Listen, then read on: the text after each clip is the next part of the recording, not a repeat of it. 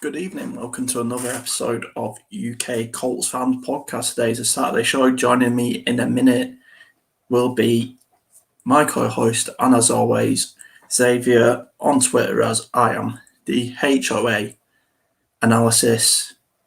I am the HOA on Twitter and on YouTube. High Octane Analysis. I will be back in a sec.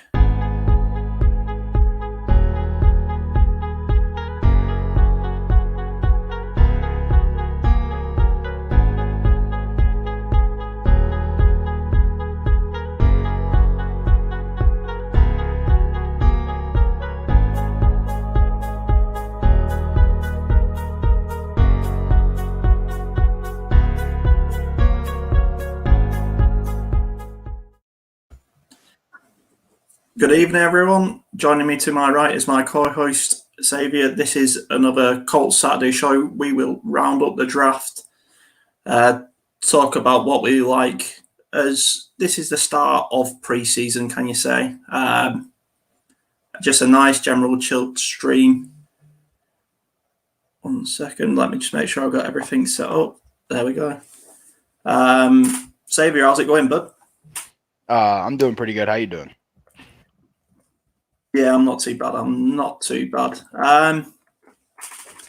Okay, just first of all, I'd like to throw it out there. Obviously, I'm guessing you saw the devastating news about Sam's brother, the linebacker, Texas. Sam Erlinger recently was drafted by the Colts in the 4th round, I believe, maybe a bit later. Quarterback, his brother. You know, the kid lost his dad. The kid's now lost his brother. Devastating. So, you know, all the best to him. But let's go on with the show. Let's talk about some more cheerful things. Quitty Pay. I love this guy. Do you love him? Yeah, he's a beast. Simple as that. Simple as that. Is there anything that the Colts done recently that you've managed to pick up?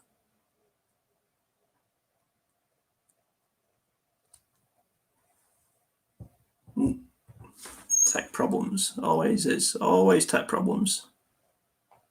Let me try something quickly.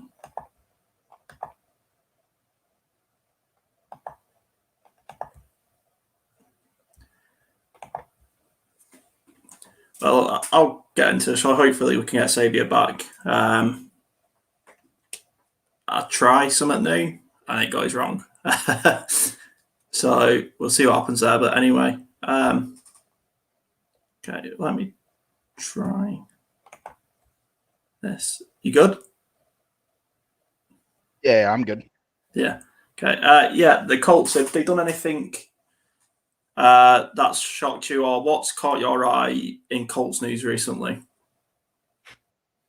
I guess kind of the lack of aggressiveness on the 2 good offensive tackles in free agency. Eric Fisher did come in for he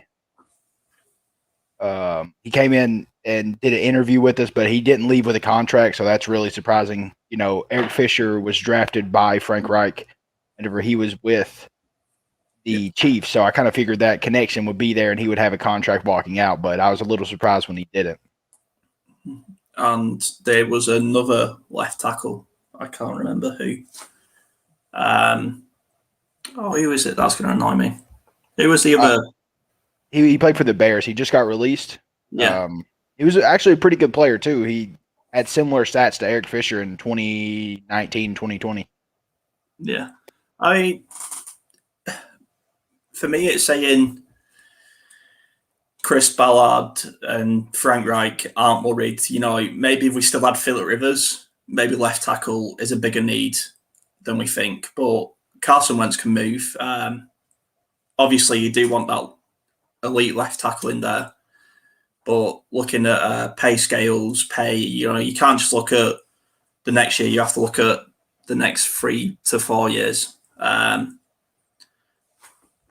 I really want to talk about this defense. We at least for the next 5 years, are going to have Quitty Pay and DeForest Buckner on the same defensive line. And if that isn't frightening for any opposition quarterback, then they're either brave or stupid. Yeah, especially offensive line coaches, offensive coordinators. It's going to be two guys you get a game plan for day in, day or week in, week out whenever you face the Colts. Yeah. And then to top it off, you got guys like Kenny Moore and Julian Blackmon, who's an up-and-coming star as well, and Darius Leonard, of course. Like, there's just so much firepower on this defense, it seems like right now. It's going to be a big year. And, you think you've planned for Quitty Pay and DeForest Buckner, then you've got someone like Grover Stewart coming in. You've got other people who are around coming in. I believe the Colts, if I read it right, I believe the Colts picked up the 5-year option on Quentin Nelson. Yeah. Obviously, no-brainer, more of a money move rather than a we need to secure this guy move. Other news, not really big news, but because of the number changes, Paris Campbell's now going to be the number one receiver. To say he's going to have number one, he is going to be number one. Was you a guy who was for the number changes, or are you against it? I kind of was. It's not boring to see everyone in the same numbers day in, day out, but it was just kind of why, why are you refined to just this one number category? If you're a guy and a certain number maybe might mean something to you, and you're a running back, you can't wear, or a receiver, you can't wear number 2. Maybe your dad wore number 2. Maybe your uncle wore number 2. Something like that, So it's cool seeing them lift their restrictions finally. College football's been doing it for a while. I figured the NFL would catch on, but now we're finally here. Yeah, I mean, just for me, watching soccer, anyone can have whatever number they want. It's not a big deal. It's not regimented. You just pick the number you want for whatever reason. I mean, it's probably something to do with technology. Back in the day, it was probably a lot harder to keep track of players' names, formations. Who was on the field, who wasn't on the field. So maybe it was something to do with that. Anyway, is there any free agents that have caught your eye that the Colts have? I saw we got a kicker. People were kicking off. No pun intended. People were kicking off about that. But that's just camp competition. That's going to be every year, every position. Is there a free agent that's caught your eye? For this team, yeah, I would say that the two guys I saw earlier, just Fisher and I think it's not Davenport. We signed Davenport. I don't remember his name either, but he played for the Bears. So we know that.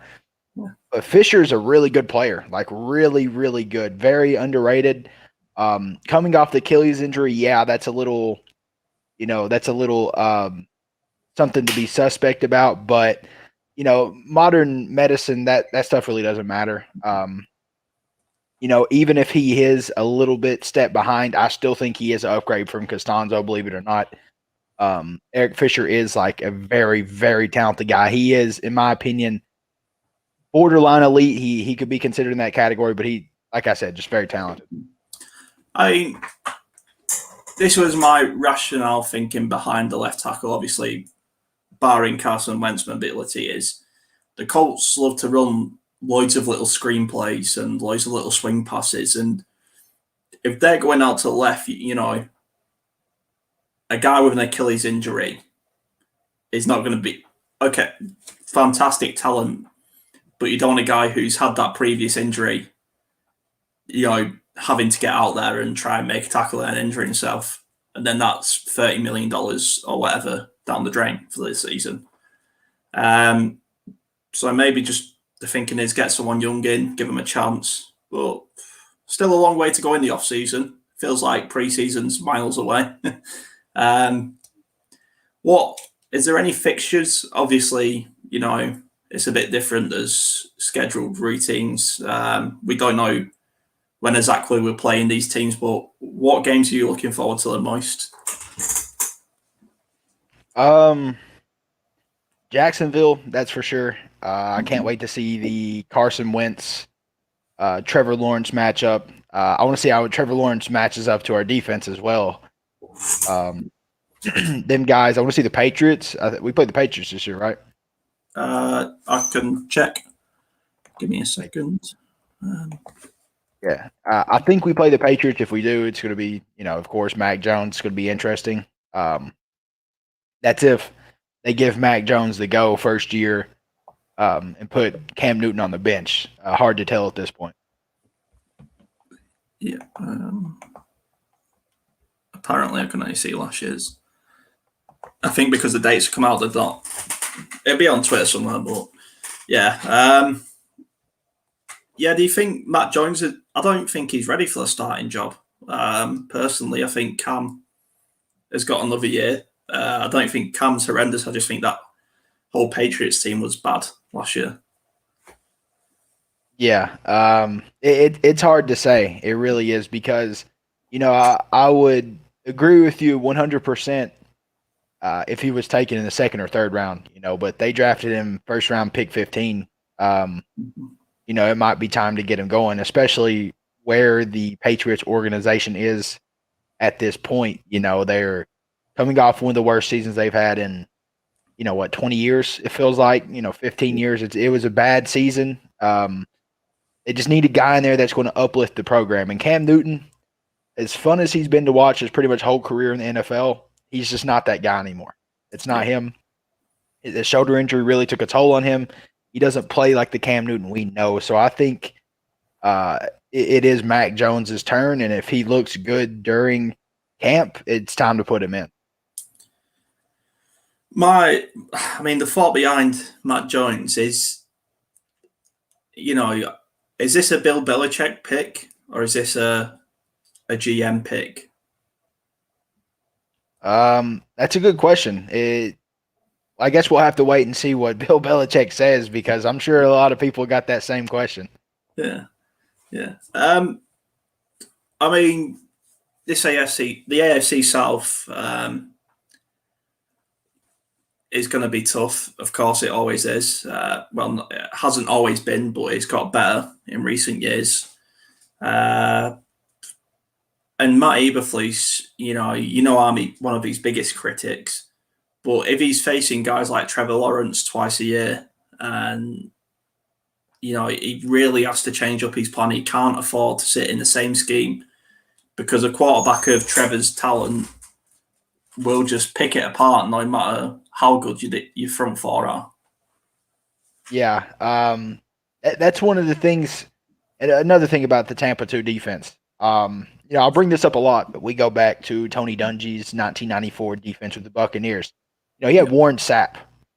I don't know if many people know who that is, but that is one of the most prolific defensive tackles to ever live. 3-tech. He's 6'3", 300 pounds, ran a 4.6, somewhere on there, 4.7, just absolute athletic freak of nature. And he wreaked havoc on pretty much any offensive line. And DeForest Buckner can do that.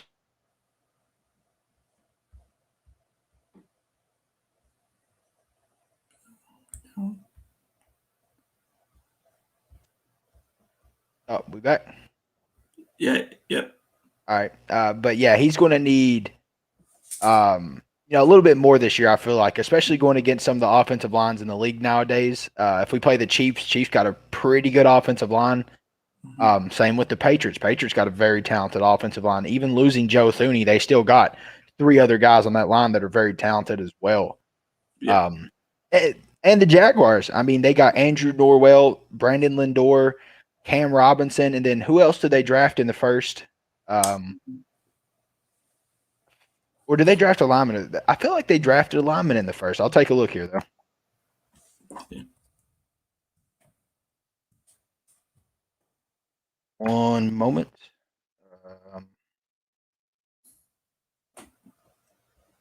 Could be wrong. I don't really remember who they drafted, but number one, yeah, Trevor Lawrence, of course. Oh, yeah, they got Travis Etienne. and then Tyson Campbell. But they did get Walker Little. Remember how I talked about Walker Little? Yeah, that's a really good.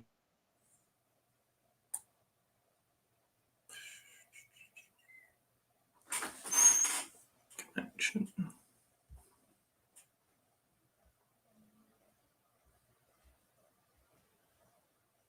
Oh dear.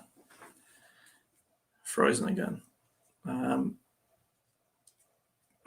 Yeah, Xavier saying Walk a Little. Fantastic pickup, and it is dangerous for us, especially having to, our system that relies on the front four getting pressure. It is dangerous for us. Let's hope we can keep him for more than 5 minutes. Walk a Little. Yeah, I don't know what's really going on here with podcast. Maybe it's just we're kind of on different sides of the planet, stuff like that. But Walker Little coming in. Yeah. What do you like about this Walker Little, and why does it make it dangerous to Indianapolis? He's an amazing talent. Even I used to, whenever I was in high school, I would look at all the prospects coming up. And Walker Little was a class below me, but no. He was a class below me, but he was considered the number one player in the entire class as an offensive tackle. So if that doesn't tell you anything, that's he's just a beast. Like, he is a very, very talented player. And I watched his high school highlights back when I was in high school, his junior year, and I was like, man, this guy's an absolute mauler. He does everything. And it's no surprise to me that I see him, now going in the second round, even removed 2 seasons. He only played 1 season in college football. And then he sits out 2 seasons. He still gets taken in the second round. This guy's going to be special. He's going to be a really good player. So we need to watch out for him. Yeah. The Titans, did they do anything in the draft that was really surprising, or what are they going to, what are the Titans going to be to us next year? Oh no, more bad picks. I guess that's not surprising though. It's Titans.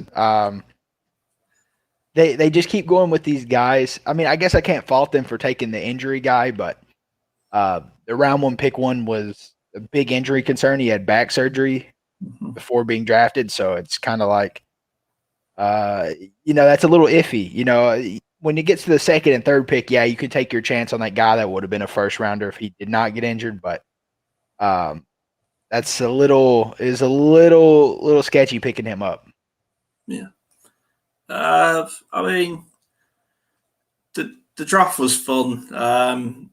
The Colts, I mean, I don't get how people sit and grade people's drafts before this draft class has even had a chance to play. Because I've seen, draft reports, apparently we drafted at a D-, all because we didn't draft who we were supposed to draft, if that made sense. I said draft a lot there. But, it's sort of that Mel Kiper thing, going back to that old rivalry between, I don't know who the Colts GM was at the time, but you'll remember it, him saying, we don't have to draft. Mel Kiper's never been on a field, so what does he know? But it does sort of bring up the question is, are we outthinking ourselves? Is Chris Ballard trying to be too clever?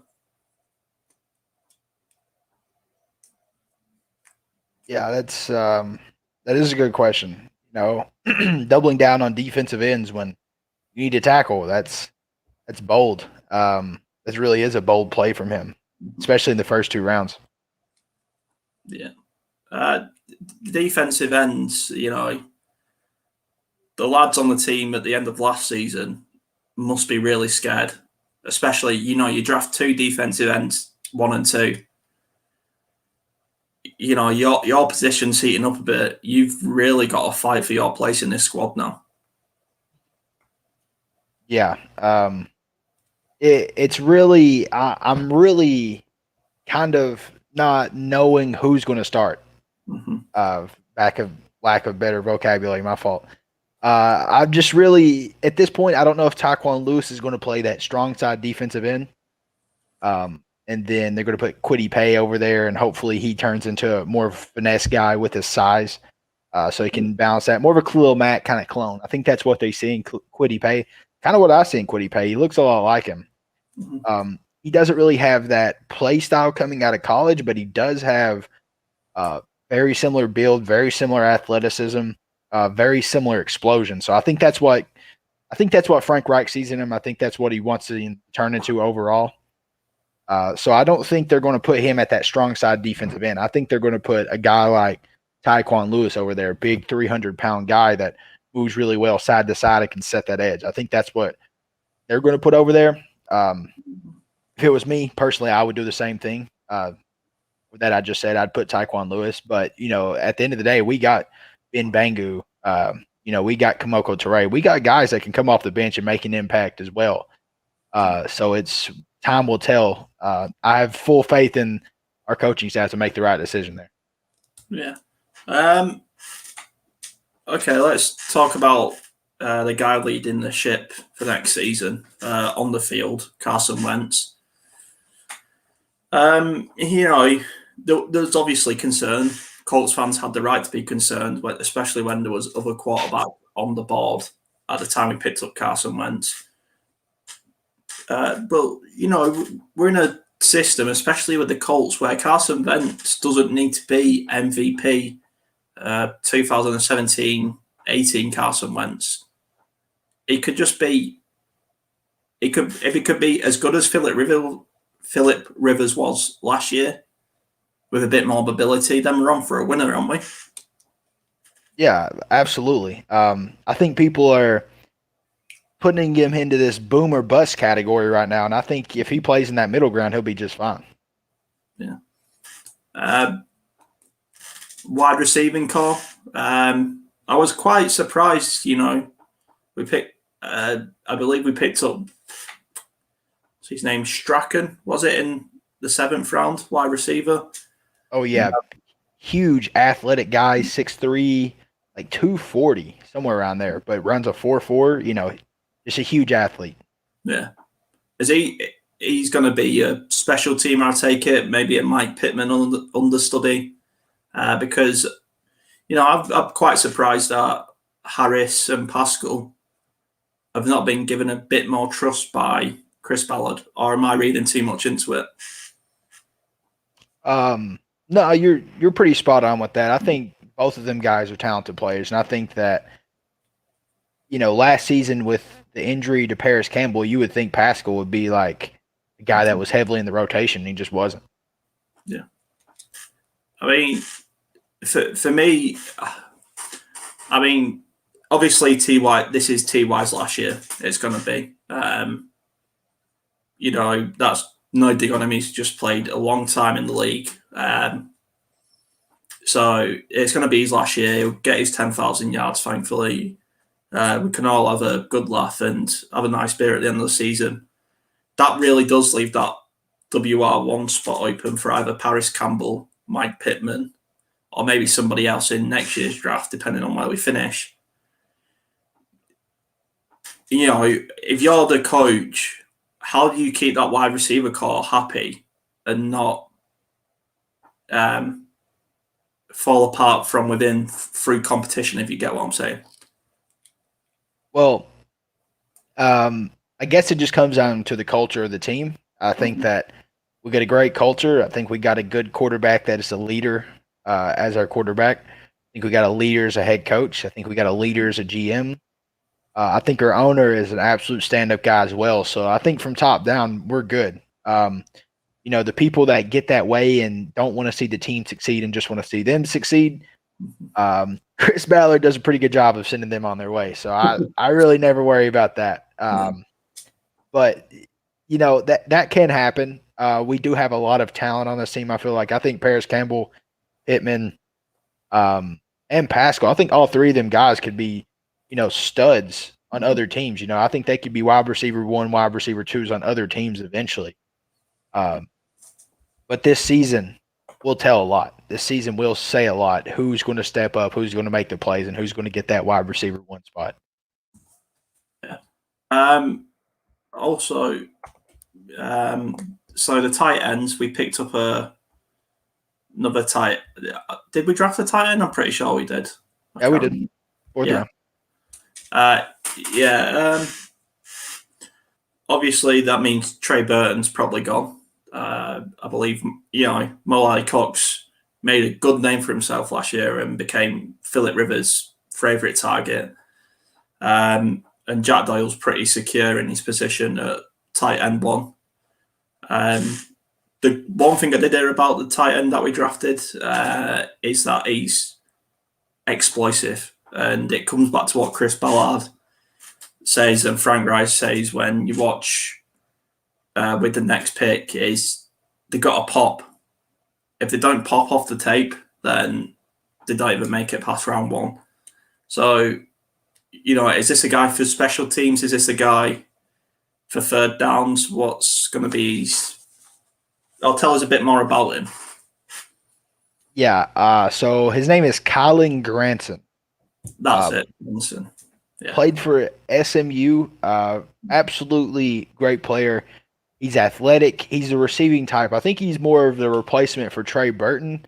But honestly, when I watch him play, he looks like a faster, stronger, just a way more physical version of him. And of course, Trey Burton, he's a 29-year-old. He's more refined technically, stuff like that. But I feel like Granson can do more. And he has a much higher ceiling than Trey Burton. So I think this is a good pickup. I think he could be the next great tight end in this league if gave necessary opportunities. Yeah. I mean, if we flip it back over to defense now and that defensive line, I was going to ask this earlier, we still haven't seen anyone be released, obviously, apart from D'Amico Autry, who went to the Titans. Just in Houston, I can't see him playing next year. But we've still not heard anything. Why do you think, he hasn't been released yet? I have no clue. He is a free agent right now. What I understand. And also from what I understand, there is talk of him still coming back and playing. So, to be honest, I wouldn't be too mad about that because in third down situations, having Kwity Paye, DeForest Buckner, Justin Houston, and then another guy on our defensive line on the field at the same time that can get after the passer, that'd be a great, front four to be sending at an offense on third down. Yeah, that's a break wall, isn't it? And he would be a good mentor. I know, you talk about drafts and people say offense versus defense. What do you do? Robert Mathis, obviously extremely happy with our first two picks. Why wouldn't he be? Was you a bit annoyed we didn't pick up a left tackle? Or I'm sure this question gets asked millions of times by all the NFL fans. But was you annoyed when we didn't pick up a left tackle, or do you trust Chris Ballard? A little bit. He didn't necessarily have to pick up a left tackle, but I felt like there was all kinds of players in there, like all kinds of really talented players that played guard or played tackle that Chris had the opportunity to take that could play that left tackle spot, especially in the second round. Mm-hmm. Trey Smith didn't go until the 6th round. In the 5th round, we picked up what was his name? Sean Davis, safety out of Florida. And I'm going to be honest, Sean Davis, I'm not calling him bad. He's not a bad player, but he just doesn't seem – I love Trey Smith. I'm still a little heartbroken we didn't get Trey Smith. Yeah. But at the end of the day, again, I'm going to trust Ballard. I have the utmost faith in Ballard. But yeah, it is a little annoying when guys that could fill the role we need at a premium position, as you would say, are are on the board, and we just don't take them and take just some guy out of the blue. Yeah. I mean, that does it fits in with his culture of he is going to draft who he wants to draft. He's not going to draft someone, like he said, he's not going to force it to happen. And I think what a lot of people forgot is Frank Reich is also in that draft room, as well as Chris Ballard and as well as Matt Eberflus and as well as all the staff. So if they're picking, 2 defensive guys in the first 2 rounds, that must mean Frank Reich is happy to say, we don't need a left tackle.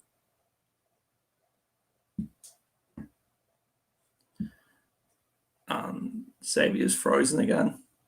Okay, I'm going to have to sort this out for the next stream.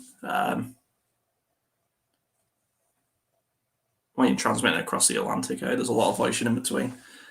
Can you hear me?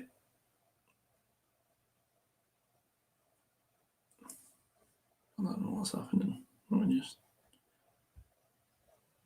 All right.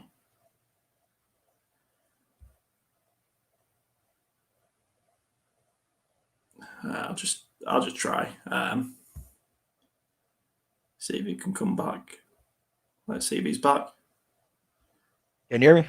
Yeah, I'll have to get this sorted for the next stream we do. It's probably something in my settings somewhere. I've just not ticked a certain box, guaranteed. But yeah, I was just saying, Frank Reich was also in the draft room, so he must be happy to not take a left tackle.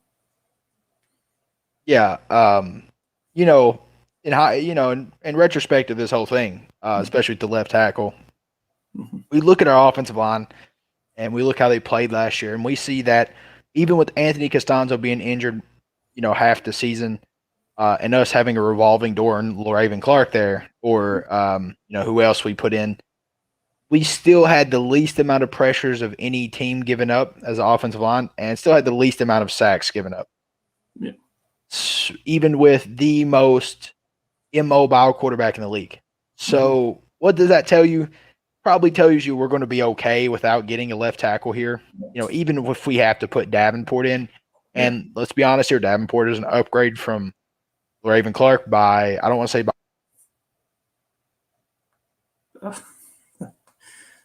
Internet's killing me now. Internet is killing me.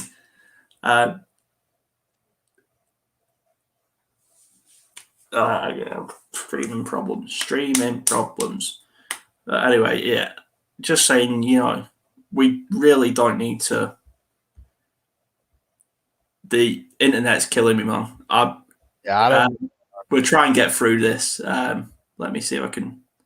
I don't think I can change it mid-stream, but yeah, we'll try and get through this for the viewers, and it were probably just laughing at our problems, but yeah, it would be an upgrade on LaRaven Clark. Yeah, for sure. I wouldn't, if I'm Frank Reich and I'm looking at this offensive line, we got 3 guys that are all pro status, 2 guys that were first team or 2 guys that were all pro, which is, of course, Quentin Nelson, Ryan Kelly, everyone knows that. But Braden Smith also had all pro votes. I think he was 2 votes away from being an all pro player as well. So we got guys on this offensive line that, we don't got to worry about. Then, of course, Mark Glowinski is an excellent, road grading right guard, kind of the prototypical right guard, just great run blocker, average pass blocker. He does his job very well. So I don't think we're worried. I don't think Frank Reich is worried about this left tackle. Again, I think Davenport is a big upgrade over Raven Clark, especially if he comes in. And if, worst comes to worst, we get Eric Fisher, we put him on the bench for 6 months, let him rehab that ankle, and then get him back onto the field, and then we're good. We're coasting into the playoffs with a borderline elite left tackle, and then we got 3 other elite guys on this offensive line. We're going to be set to go. I mean, it sounds crazy to say, but, it is an offensive line that can afford to give up 1 or 2 more sacks than it did the year before. When you say that, you think that's a bad thing, but I generally think we can afford to give up 1 or 2 more sacks and not have to pay an elite level left tackle. Yeah, I mean, we can probably give up 10 more sacks and not pay an elite level left tackle. Yeah, and another thing, no one's really pointing out too.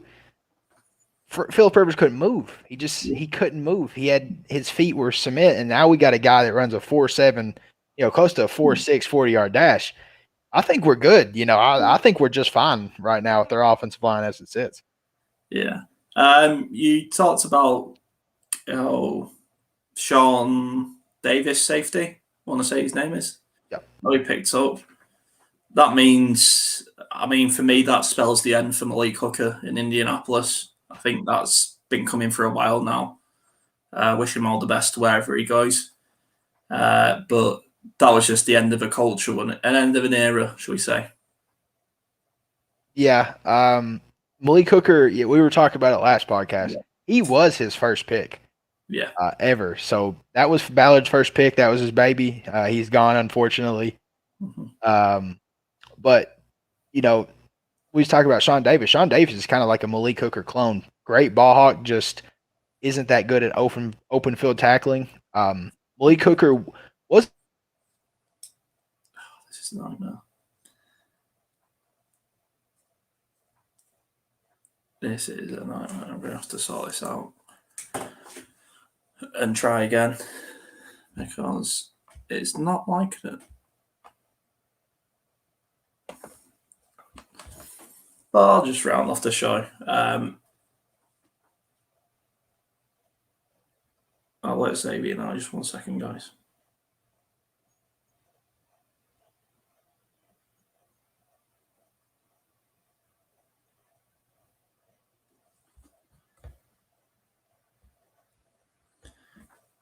You're back. I'm going to say, shall we round off the show? And I'll get this sorted for our next show. We probably need to figure this out, don't we? Yeah, I think, honestly, I was messing with the settings earlier. Like I said, it's a new platform, so I was messing with the settings.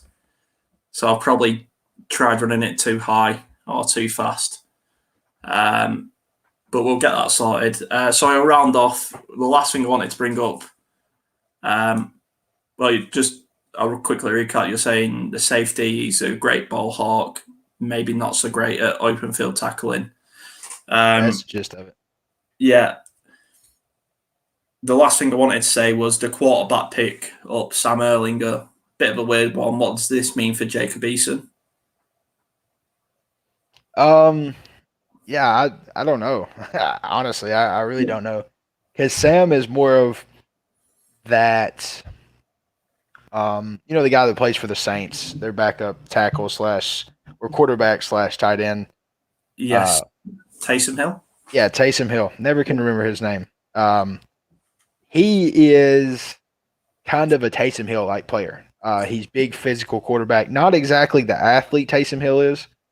Taysom Hill has like 5 torn ACLs, so he's still that kind of athlete at 30-year-old, even going through that. But Sam is more of like that. So I don't know if he's going to replace Jacob Eason, but it's definitely going to be interesting to see the battles during camp this year. Yeah. I think that's all. That's all I really had anyway. We've been talking nearly 40 minutes now, so nearly a full length show. Did you have anything you wanted to pop in, add in? No, just hopefully we fix this. Yeah. Thanks for the viewers for sticking through us with that. That was horrendous for tech issues. But like I said, it's a new platform, and I had messed around with the settings unwisely with all my internet and technology knowledge. Thanks so much for everyone for watching. It has been, I want to say, an excellent show, but maybe it just didn't quite go to plan. But we still got our points out, I think, and it'll be a lot better on Monday. See you all later.